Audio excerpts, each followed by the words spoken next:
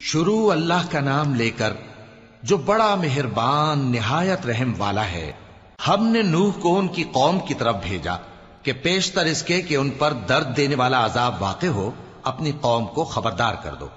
انہوں نے کہا کہ بھائیو، میں تم کو کھلے طور پر خبردار کرتا ہوں کہ اللہ کی عبادت کرو اور اس سے ڈرو اور میرا کہا مانو، وہ تمہارے گناہ بخش دے گا اور موت کے وقت مقرر تک تم کو مہلت عطا کرے گا۔ جب اللہ کا مقرر کیا ہوا وقت آ جاتا ہے تو تاخیر نہیں کی جاتی، کاش تم جانتے ہوتے۔ جب لوگوں نے نہ مانا تو نوح نے اللہ سے عرض کی کہ پروردگار، میں اپنی قوم کو رات دن بلاتا رہا لیکن میرے بلانے سے وہ اور زیادہ گریز کرتے رہے۔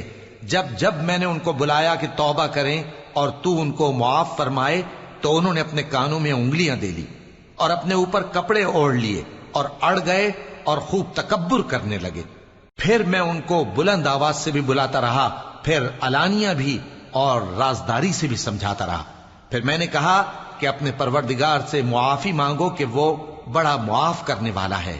وہ تم پر آسمان سے موسلا دھار میں برسائے گا اور تمہارے مال اور بیٹوں میں اضافہ کرے گا اور تمہیں باغ عطا کرے گا اور ان میں تمہارے لیے نہریں بہا دے گا۔ تم کو کیا ہوا ہے کہ تم اللہ کی عظمت کا اعتقاد نہیں رکھتے، حالانکہ اس نے تم کو طرح طرح کی حالتوں میں پیدا کیا ہے؟ کیا تم نے نہیں دیکھا کہ اللہ نے 7 آسمان کیسے اوپر تلے بنائے ہیں اور چاند کو ان میں روشن بنایا ہے اور سورج کو چراغ بنا دیا ہے؟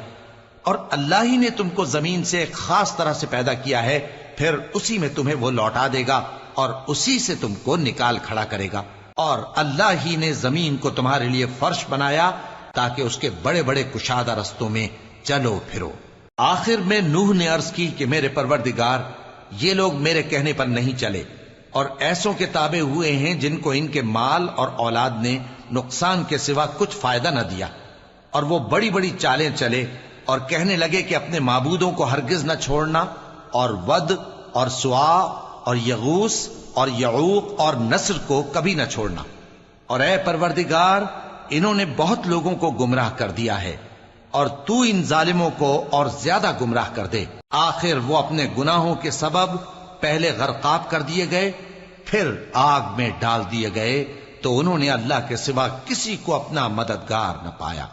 اور پھر نوح نے یہ دعا کی کہ میرے پروردگار، ان کافروں میں سے کسی کو زمین پر بستہ نہ رہنے دے، اگر تو ان کو رہنے دے گا تو یہ تیرے بندوں کو گمراہ کریں گے، اور ان سے جو اولاد ہوگی وہ بھی بدکار اور ناشکری ہوگی۔ اے میرے پروردگار، مجھ کو اور میرے ماں باپ کو اور جو ایمان لا کر میرے گھر میں آئے اس کو اور تمام ایمان والے مردوں اور ایمان والی عورتوں کو معاف فرما، اور ظالم لوگوں کے لیے اور زیادہ تباہی بڑھا۔